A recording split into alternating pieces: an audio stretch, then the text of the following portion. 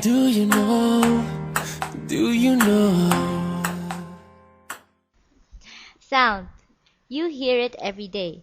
But just how much do you know about it?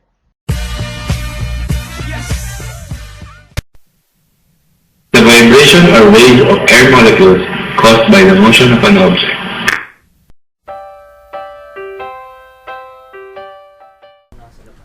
The wave is a compression wave where the density of the molecules is higher.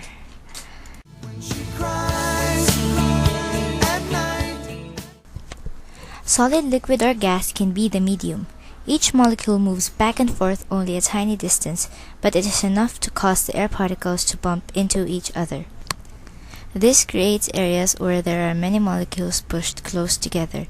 These areas are called compressions, and areas where molecules are spread apart are called rarefactions.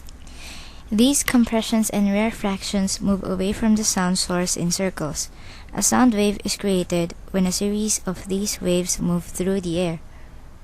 You're way too beautiful, girl.